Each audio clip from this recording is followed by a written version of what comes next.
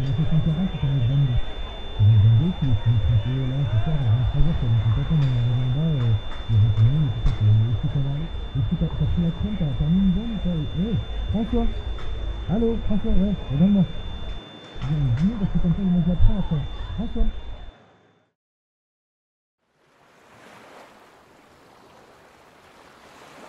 Une course qui traverse l'île, du sud au nord. 167 km, 9920 mètres de dénivelé, un grand raid au surnom évocateur, la Diagonale des Fous. Si on parle de folie, c'est que venir à bout de cette course, c'est souvent aller au bout de soi-même. Salut tout le monde, nouvelle vidéo, bienvenue à La Réunion. Je me trouve ici à la Mecque des raids et des trails pédestres pour te parler de la Diagonale des Fous. On va parler un petit peu kiné, ça va rentrer dans le thème du sport et du voyage. Je suis vraiment ravi de vous montrer ces images et de clôturer un voyage magnifique.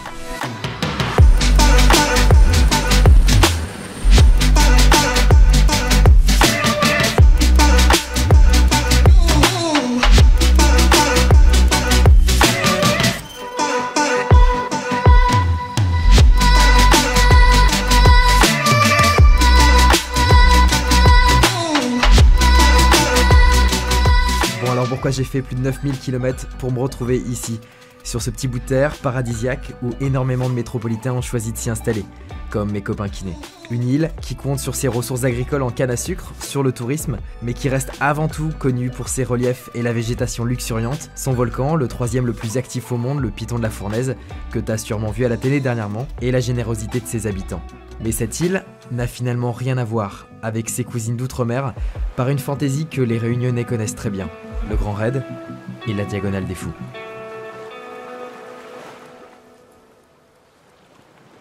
Avant toute chose, laisse-moi te dresser le contexte. Le Grand Raid est le principal ultra-raid organisé sur l'île de la Réunion. Organisé au mois d'octobre, probablement l'une des plus difficiles du monde dans son genre. L'épreuve consiste à traverser l'île. Son départ est donné dans le sud de l'île, à Saint-Pierre. Plus de 2000 concurrents poursuivent ensuite leur effort dans les criques naturelles de l'île et traversent les cirques de Sillaos et de Mafat. La première édition, en octobre 89, s'appelle la Marche des Cimes. La course porte ensuite le nom de Grande Traversée de 90 à 92 et pour ensuite s'appeler en 93 la course de la pleine lune. Le Grand Raid reçoit son nom définitif seulement en 94. Vient ensuite les semi-raids en 2010, comme le Trail de Bourbon, en 2011 la Mascarène et plus dernièrement en 2017 la Zambrocal Trail. Le Grand Raid a fait partie de l'Ultra Trail World Tour de 2014 à 2017. Il fait partie des ultramarathons, comme l'UTMB en Haute-Savoie. Donc autant te dire que ma venue ici était largement justifiée. En plus de voir mes potes, j'avais non seulement un bon sujet de vidéo, mais surtout une potentielle belle expérience. Enfin bref, il aura suffi seulement de prononcer les mots kiné, aventure et réunion et mes billets étaient déjà pris.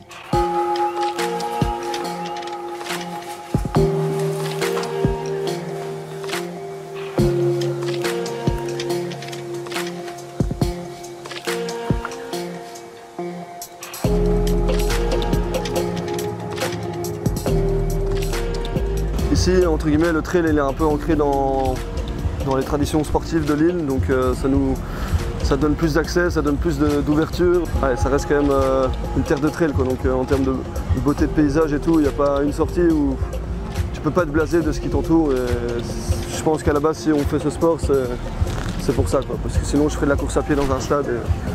C'est pas ça que je veux. J'ai jamais fait de marathon de ma vie et j'en ai aujourd'hui pas envie. Enfin, c'est pas mon but de performer en termes de temps ou de distance.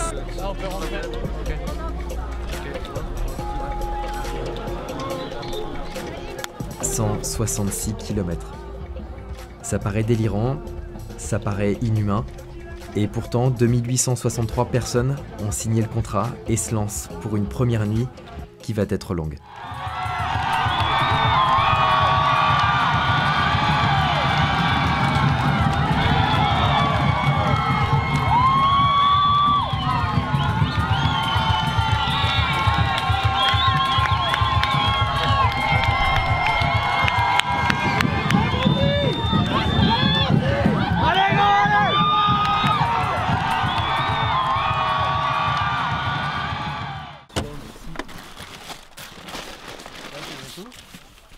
C'est un carré les bières, c'est genre, tu vois celui qui passe bien, ouais.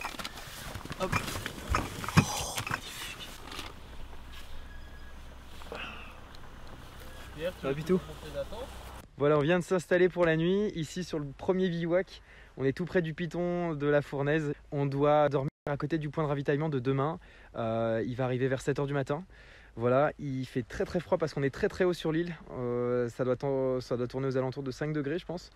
On va se mettre dans la voiture, passer un peu de temps ensemble. Adri et Thève et donc François fait la course. Il est plutôt bien parti. Et voilà, ça va être une chouette aventure là tous ensemble.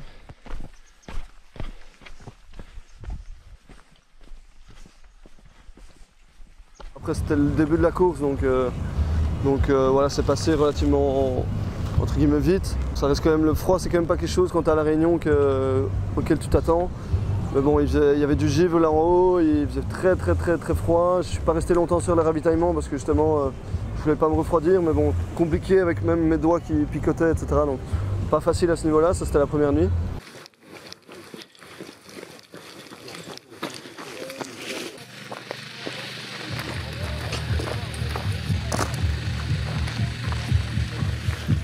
On a passé une courte nuit sur cette plaine, il a fait très froid cette nuit, finalement ça l'a fait. Et on est posté pour le premier ravitaillement de François. Et là il est à 8 h 30 de course à pied, dans les jambes déjà. Il a fait un peu plus de 50 km, ça varie vachement, enfin c'est fou comment il y en a qui arrivent à très bien supporter les 9 premières heures et d'autres qui ont déjà un peu le regard dans le vide et tout ça. C'est assez bluffant. Et voilà, j'ai hâte qu'il arrive, voir comment lui il est.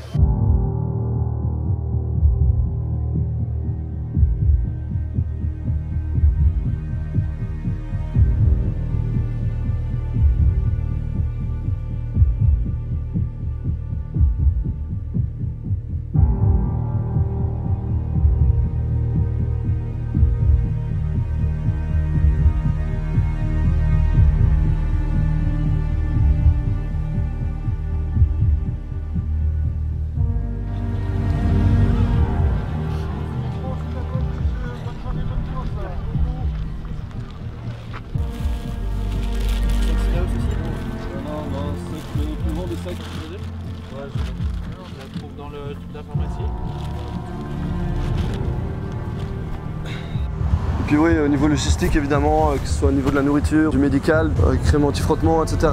Ou même chaussures, chaussettes, quand même, je crois qu'il y a, je sais plus combien de paires de chaussettes ils sont passés, 7 ou 8. Enfin, heureusement pour moi, j'ai des bons amis qui m'ont bien aidé là.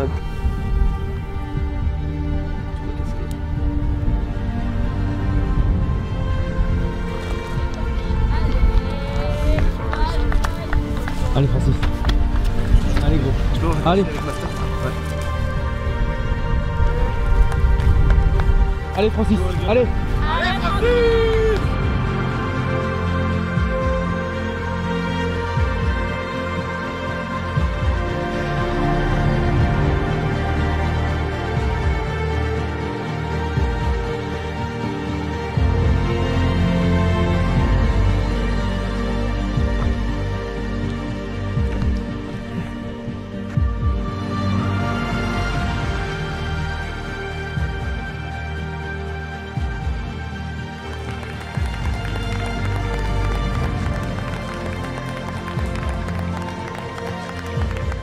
En tant que kinésithérapeute, on devait, Adri, Thève et moi, veiller sur l'état général de notre ami, faire attention à n'importe quel signe de déshydratation, scruter l'état de ses pieds, le masser, l'étirer, gérer sa nourriture et ses rations. Et j'ai compris que derrière un trailer, il y a toute une équipe.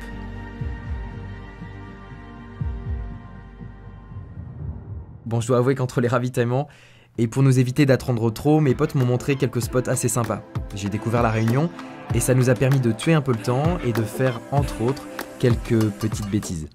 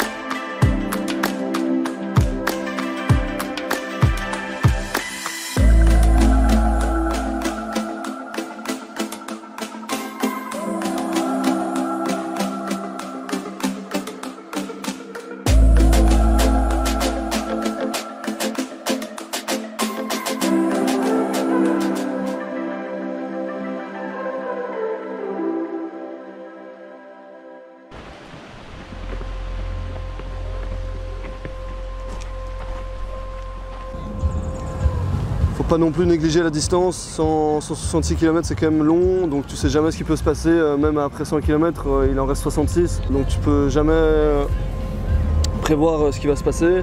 Et c'est vrai que je me suis senti bien. Bon après on peut pas mettre de côté le travail qui avait été fait avant, mais c'est vrai que là la préparation a été complètement différente. Et puis mentalement je me sentais beaucoup mieux avant, moins de stress. On est un peu moins de 30 heures après le début de la course. On devait attendre François au Maï d'Eau. Le Maï d'Eau, c'est un point de passage légendaire dans ce grand raid. Une ascension quasi verticale de 1000 mètres pour 1000 mètres de dénivelé positif. Je sais pas si tu t'imagines le truc.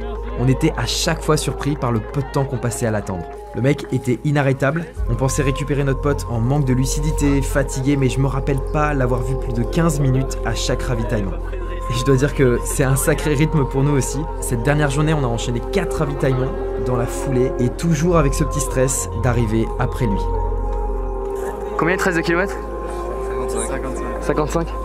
J'avais des objectifs de temps, mais après le faire aussi bien, dans un état aussi bon, c'était un peu le rêve d'une course, de le finir dans un état pareil. Surtout prendre du plaisir avant tout, et c'est vrai que là, du fait que ça soit bien passé pendant autant de kilomètres, ben c'est cool parce que justement j'ai pris plus de plaisir que sur d'autres courses parce que j'avais pas eu de déficience, donc c'est positif. Le sommeil aussi qui rentre en jeu évidemment parce que c'est pas facile à gérer, c'était peut-être la chose qui me stressait le plus. Tu as dormi combien de temps sur les 2 jours? En cumulé je dois être à 2h15 je pense, donc sur 47 heures ouais, ça va. On est au 145e kilomètre de cette Diagonale des Fous, saison 2019, et c'est notre dernier ravitaillement ici avec François, donc on l'attend. Avec l'équipe qui est là, voilà, juste derrière moi, là, ça boit quelques bières. Je suis vraiment impressionné par le fait qu'il soit pas si fatigué que ça. Il est un peu marqué de visage, mais il a pas maigri comme l'épreuve qu'il avait fait l'année dernière ici à La Réunion, la Mascarelle. On a été très fatigués avec les autres, après 2 jours de ravitaillement, à se lever à des 3 h du mat.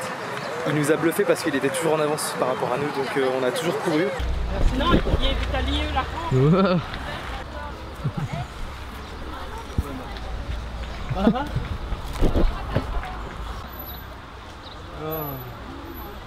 Il a tout fini à gros.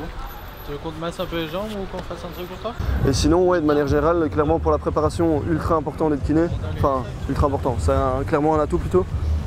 Que ce soit au niveau nutritionnel, au niveau gestion des douleurs, gestion de la mise en charge progressive.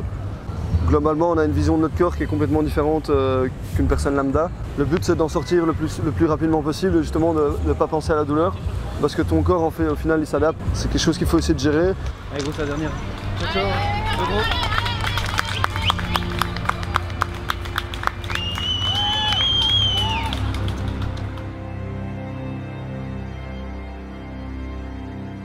Slowly comes the winter frost, overtakes the valley,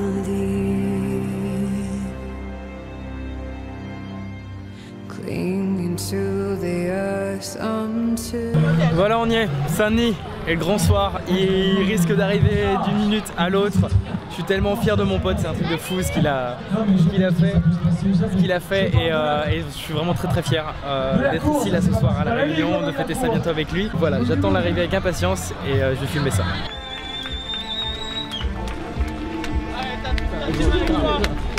Allez mon pote! Allez François!